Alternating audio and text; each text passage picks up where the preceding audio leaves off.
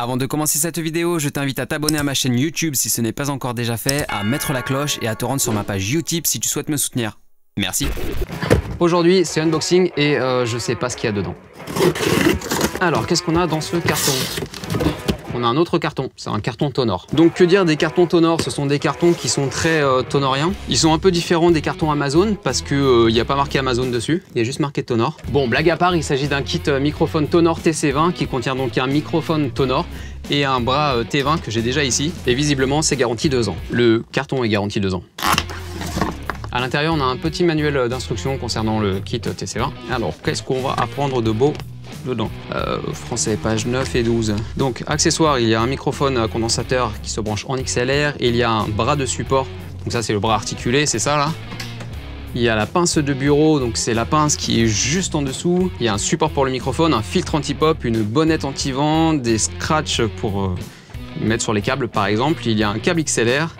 Il y a ce manuel, une carte de service après-vente, et puis voilà. Après, on nous explique comment fixer le bras articulé, donc ça, c'est vraiment pas compliqué. Moi, ce qui m'intéresse, les caractéristiques, les spécificités techniques. Donc, c'est un microphone qui a une bande passante de 20 Hz à 20 kHz, ce qui est très classique de nos jours. Tous les microphones ont cette bande passante. Une sensibilité de moins 45 décibels, ce qui est relativement correct. La sensibilité, si jamais tu ne sais pas ce que c'est, je te redirige vers une vidéo que j'ai fait avec Giaco et John Knight Rider. C'est une vidéo où on parle de la sensibilité, où on explique comment fonctionne la sensibilité, qu'est-ce que c'est et pourquoi la prendre en compte quand on veut acheter un microphone. NPA maximal, 120 décibels. NPA, je pense que c'est la pression acoustique, mais ça doit être une mauvaise traduction française, puisque nous on appelle ça un max SPL. Je vais regarder dans les pages en anglais comment ils mettent ça. Ouais, c'est ça, c'est bien max SPL, j'avais raison. Ensuite, il a un rapport signal-bruit de 94 décibels, donc a priori, ça a l'air d'être un micro qui a un très faible bruit de fond. Ça, c'est encore un point positif. Donc il se connecte en XLR, ça c'est un très bon point, parce que les microphones USB, il y en a un peu marre. La longueur du câble est de 2 mètres, ça c'est chouette, parce que ça permet de pouvoir avoir une très bonne distance entre ton microphone et l'ordinateur. Et évidemment, c'est un microphone à directivité cardioïde, donc il est censé englober plus ou moins autour de la capsule presque tout, sauf l'arrière et légèrement moins bien les côtés. Donc on a de la mousse. Il y a beaucoup de mousse dans les cartons de nos jours. La mousse est très utile parce que je m'en sers pour mettre sur mes murs pour insonoriser au maximum. Et on a encore de la mousse et ils ont foutu des trucs dedans, ça par contre c'est très dérangeant. Donc ça, poubelle. Ça, poubelle.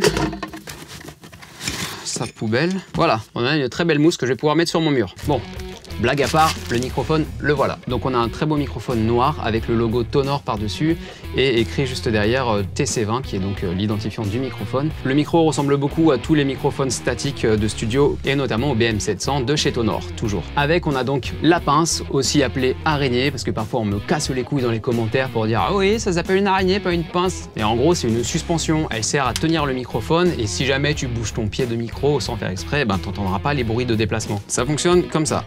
On pince par-dessus pour l'ouvrir, on met le microphone dedans et on relâche. Et là, le microphone est maintenu. Simple, basique. Cette pince, elle va venir se visser sur ce bras ou sur un pied de micro, comme tu veux. Voilà, il y a juste à tirer ou à pousser pour le déplier ou le replier. Donc ma suspension, il y a juste à venir la visser par-dessus.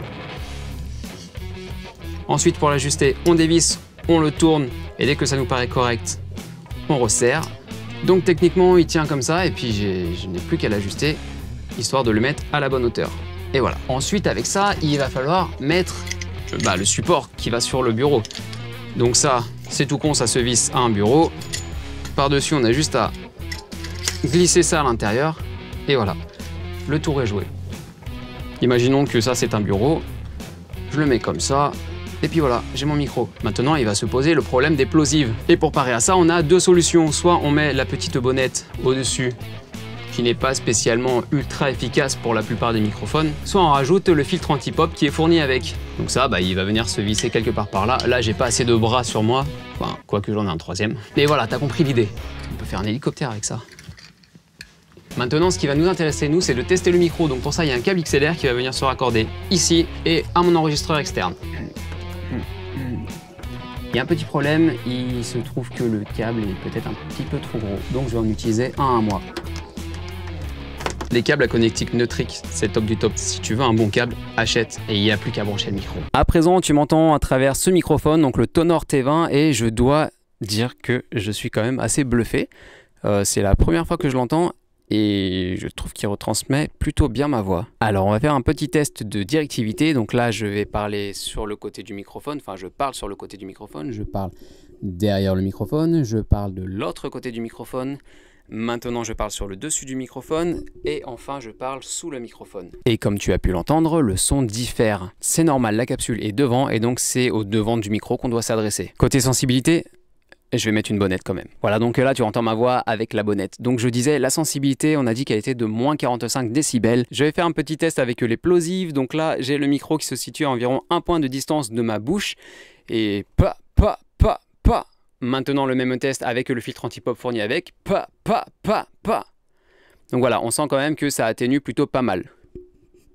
On entend quand même pas mal les bruits de maniement quand il est tenu à la main et en même temps c'est normal, c'est pas un micro qui est fait pour être tenu à la main, c'est un micro qui est fait pour être statique, d'où l'appellation microphone statique. J'ai 2 autres tests à réaliser, je vais jouer de la guitare et jouer du handpan pour voir comment le micro se comporte face à ces 2 instruments.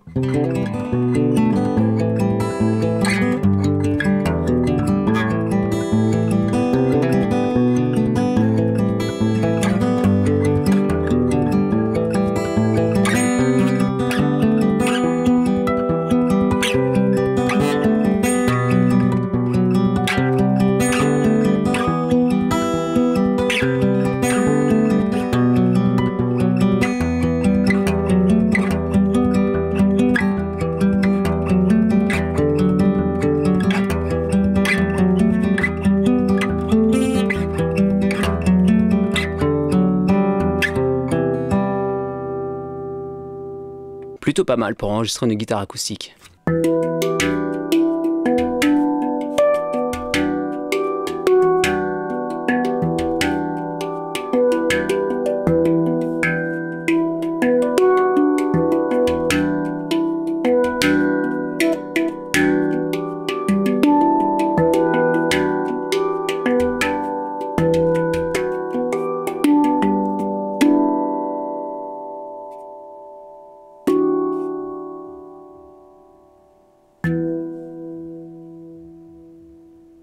Eh bien, je suis vraiment bluffé par ce microphone, que ce soit en termes de retranscription de la voix, aussi bien pour la guitare acoustique ou pour le handpan. Je trouve qu'il a une très très belle couleur. Maintenant, je vais voir ce que ça donne en post-prod, puisque là, je l'entends au travers d'un casque. Le son est brut, passé directement dans le microphone, mais avec un son traité, bah, ça donne facilement ça. Et je pense que j'ai réussi à faire quelque chose de pas mal en post-prod, sans vouloir me jeter des fleurs. À ce stade de la vidéo, il faut impérativement que je fasse une story Instagram pour promouvoir ce microphone. Merci Tonor pour m'avoir envoyé ce super chouette microphone, il est vraiment très sympa, il est très joli, en plus il est tout noir, c'est vraiment super cool.